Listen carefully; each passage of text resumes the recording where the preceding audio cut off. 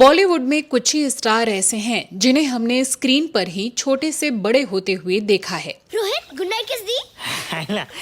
नहीं तो अच्छा, फिर निशा रोहित की गर्लफ्रेंड कैसे बनी? क्यों?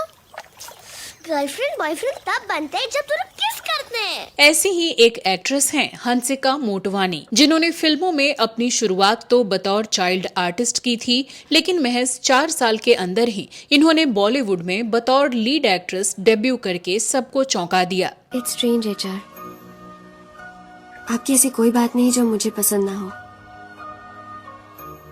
There's nothing about you that I don't like. ये आज के समय में साउथ इंडिया फिल्मों का एक बहुत बड़ा नाम है और साथ ही सबसे ज्यादा फीस लेने वाली एक्ट्रेसेस में शुमार हैं।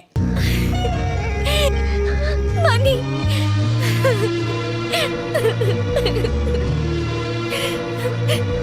बॉलीवुड में जहां सितारे अपनी एज को छिपाने में लगे रहते हैं, तो इनके बारे में कहा गया कि इन्होंने अपने आप को उम्र से बड़ा दिखाने के लिए पेनफुल इंजेक्शंस भी लिए हैं। मैं घरों पे नहीं दिलों पे राज करना चाहती हूँ, जवां दिलों की धड़कन बनना चाहती हूँ। आई एम अ डीवा और इस टीवी सीरियल ने मुझे देवी बना दिया है। क्या आप मानेंगे कि इन पर अपनी बेस्ट फ्रेंड के पति को चुराकर उनसे शादी करने के आरोप लगे? ये तेरा मेरा मिलना, यूं दिलों का खिलना। और क्या आप सोच सकते हैं कि इनकी सगी भाभी, जो कि एक टीवी एक्ट्रेस भी हैं, उन्होंने इन पर मारपीट और उत्पीड़न का आरोप लगाया और इनके अगेंस्ट एफआईआर भी दर्ज कराई। तो क्या है इन मामलों की सच्चाई? बताएंगे इनके बारे में और भी बहुत कुछ। आप बने रहिए हमारे साथ।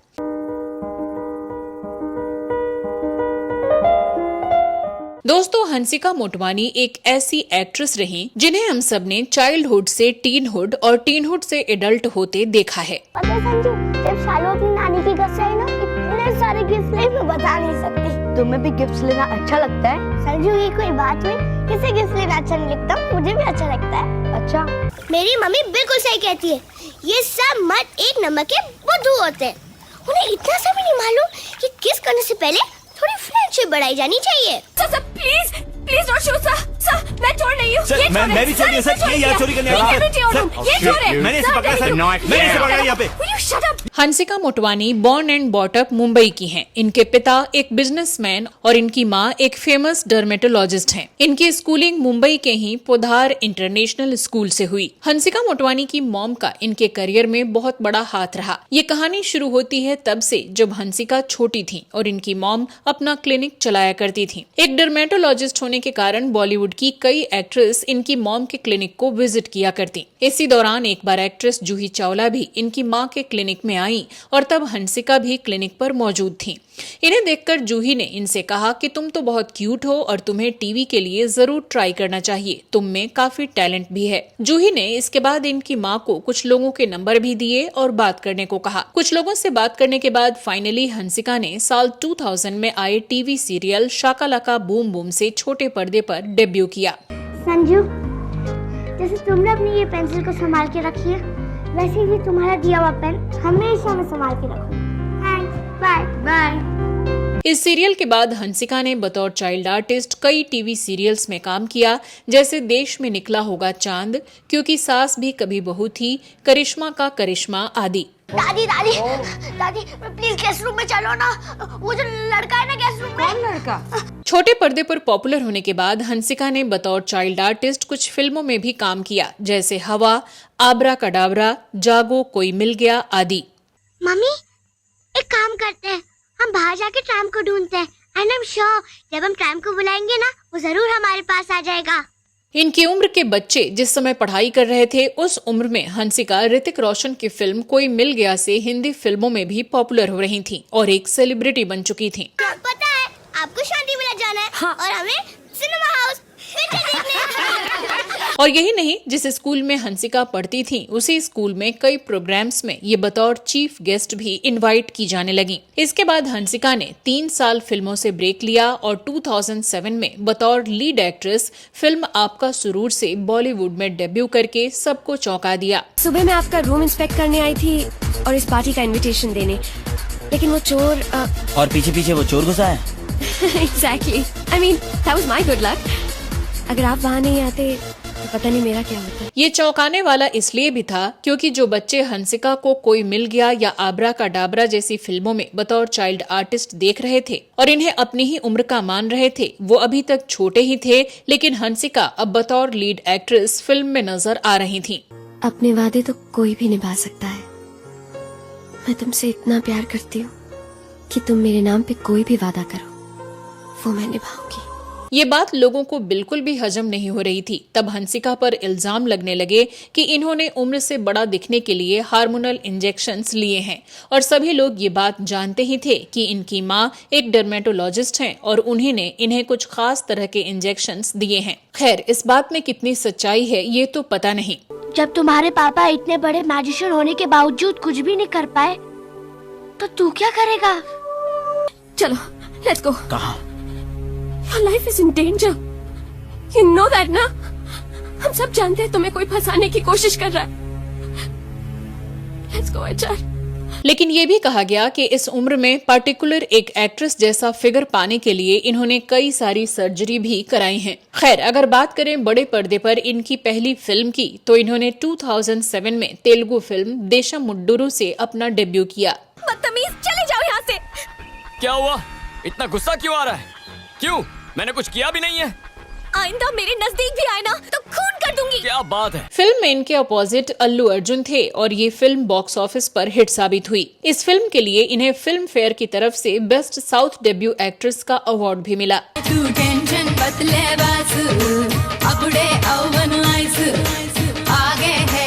इसके बाद हंसिका ने 2008 में ही फिल्म बिंदास से कन्नड़ फिल्मों में भी डेब्यू कर लिया, लेकिन वो बॉलीवुड में बतौर एक्ट्रेस अपने आप को स्थापित करना चाह रही थीं। इसलिए इन्होंने इसी साल आई फिल्म मनी है तो हनी है में भी काम किया।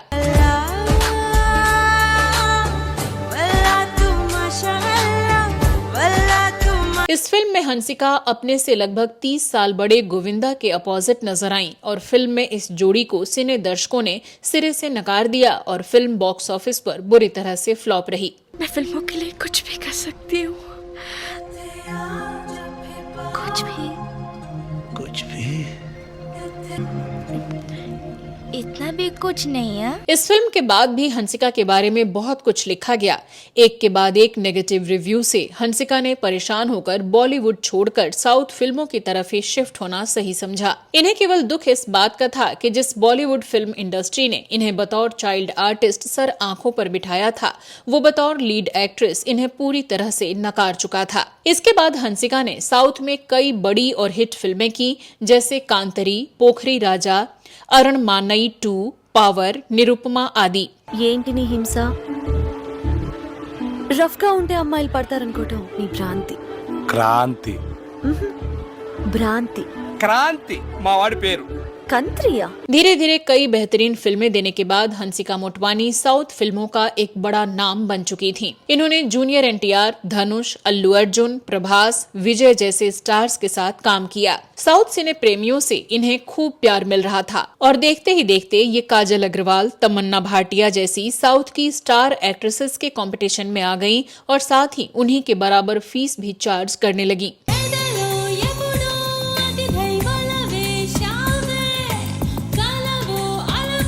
अगर बात करें इनके अफेयर्स की तो इनका नाम कई साउथ फिल्म स्टार्स के साथ जुड़ा, जिनमें से प्रमुख रहे सिद्धार्थ और शिबू। सिद्धार्थ के साथ हंसिका ने ओ माई फ्रेंड नाम की फिल्म में काम किया, जिसके बाद दोनों के अफेयर्स की खबरें सामने आने लगी। लेकिन इसी के ठीक बाद इनका नाम जुड़ा south film maker T Rajendra के बेटे STR शिबू के साथ। इन दोनों ने कई फिल्मों में एक दूसरे के साथ काम किया और करीब आ गए। ये फिल्में थी वित्ताई मानन और वालू।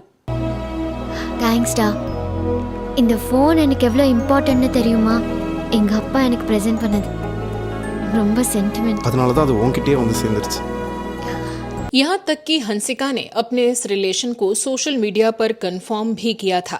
ये दोनों उन दिनों सभी पार्टीज में साथ जाते थे। साथ ही हंसिका ने अपना बर्थडे भी शिबू के साथ सेलिब्रेट किया था। इस बर्थडे की पिक्चर्स भी काफी वायरल हुई थीं। लेकिन कुछ समय बाद इनके ब्रेकअप की खबरें आ गईं और जहां हंसिका ने इस पर चुप्पी साधे रखी, वहीं शिबू के पापा से पूछे जाने पर उन्होंने कहा, शिबू तो हंसिका से शादी करना चाहता था, लेकिन उसकी एक शर्त थी कि शादी के बाद हंसिका फिल्मों में काम नहीं करेगी। इसी कारण हंसिका ने शिबू से ब्रेकअप कर लिया। मीडिया रिपोर्ट्स की माने तो इस ब्रेकअप के बाद हंसिका फिल्मों में बिजी हो गई, तो वहीं शिबू इससे उबरने के लिए स्पिरिचुअलिटी की तरफ चले गए। इसके कुछ समय बाद हंसिका का नाम जयराम रवि के साथ भी जुड़ा, जिनके साथ इन्होंने रोमियो जूलियट फिल्म में काम किया था।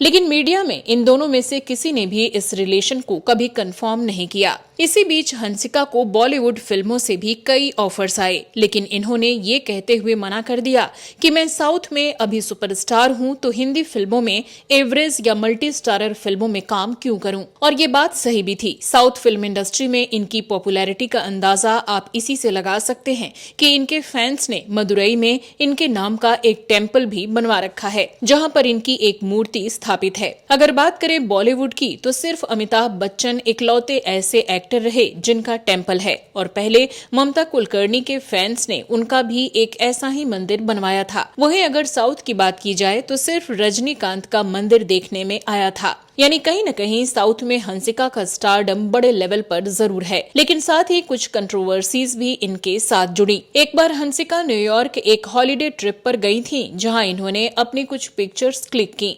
इनमें कई प्राइवेट पिक्चर्स भी थी। इन पिक्स को हंसिका ने क्लिक तो अपने लिए किया था, लेकिन इन्हें शौक तब लगा जब ये पिक्चर्स इंटरनेट पर वायरल हो गईं। इसके बाद इन्हें पता चला कि इनका फोन किसी ने हैक कर लिया है और वहीं से ये पिक्चर्स लीक हुई थी। साल 2022 में इनकी एक फिल्म महा आई थी, और जब इसका एक पोस्टर रिलीज हुआ तो इसमें हंसिका एक साध्वी के भेष में थी और इनके हाथ में चीलम था। तो इस पोस्टर के चलते हंसिका पर रिलीजियस सेंटिमेंट्स हर्ट करने के लिए कई FIR दर्ज करा दिए गए। अब बात करते हैं उस कंट्रोवर्सी की जब कहा गया कि इन्होंने अपनी बेस्ट फ्रेंड के हस्बैंड को ही चुराकर उससे शादी कर ली। हंसिका की एक बेस्ट फ्रेंड थी रिंकी बजाज, जिनकी शादी 2014 के आसपास हुई थी। हालांकि शादी की डेट को लेकर इंटरनेट पर आर्टिकल्स में अलग अलग समय देखने को मिलता है। इस वेडिंग को हंसिका ने भी अटेंड किया था, और जो वेडिंग वीडियो शूट हुआ उसमें भी इन्हें देखा जा सकता है। रिंकी के पति सुहेल एक बिजनेसमैन थे, और शादी के बाद उनका अट्रैक्शन हंसिका की तरफ बढ़ने लगा।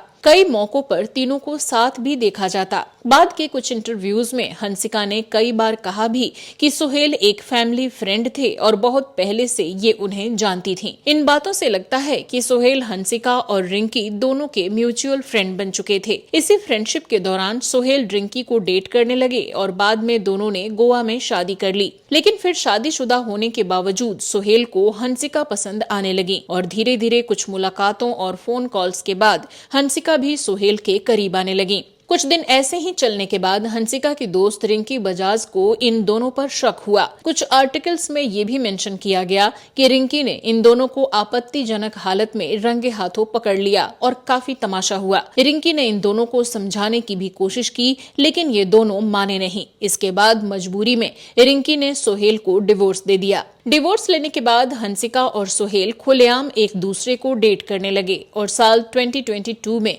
दोनों ने शादी कर ली। इन दोनों ने इस शादी के वीडियोस का एक सीरीज बनाकर हॉटस्टार पर रिलीज भी किया। इस वीडियो में हंसिका और सुहेल को देखकर लोगों ने कहा कि दोनों ओवर एक्टिंग कर रहे हैं। इस वीडियो में हंसिका सुहेल को अपना सोलमेट बता रही थी, और कुछ साल पहले ऐसा ही एक वेडिंग वीडियो रिंकी और सुहेल का भी बना था, जिसमें हंसिका ने भी पार्टिसिपेट किया था, जब इनके मौजूदा पति किसी और लड़की को अपना सोलमेट बता रहे थे। लोगों ने इस पर कमेंट किया कि इस वेडिंग सीरीज को देखकर रिंकी के ऊपर क्या गुजर रही होगी। तो कुछ ने कहा कि हंसिका ने अपनी दोस्त के पीठ में छुरा घोंपकर बहुत गलत किया। इस वेडिंग सीरीज के रिलीज होने के बाद हंसिका को लोगों ने काफी ट्रोल किया। उनमें से कुछ कमेंट्स आप खुद देखिए। Mistress becoming wife, Hansika are you sure that he would not cheat on you like he did with his first wife and your friend? She was acting like such a diva and not a good way. Oh my god, she is drama queen. Total family is drama. And her shameless husband Sohail is telling he always wanted to say yes. Whatever she says, he is a puppet. Felt next Vignesh Shivam and her mother. Another drama queen. Felt she was a better actor more than her daughter. अगर बात करें अभी की तो recently Hansika के बारे में खबर आई कि इनकी सिस्टर इन लॉ यानी भाभी ने इनके ऊपर एक वायलेंस का केस किया है। हंसिका के भाई का नाम प्रशांत मोटवानी है और जो एफआईआर की गई है उसमें हंसिका, इनकी मां और भाई तीनों का ही नाम शामिल है। ये एफआईआर प्रशांत की वाइफ यानी कि हंसिका की भाभी मुस्कान नैन्सी जेम्स ने कराई है। इन दोनों की शादी 2020 में हुई थी। दोनों 2 साल साथ रहने के बाद 2022 में सेपरेट रहने लगे।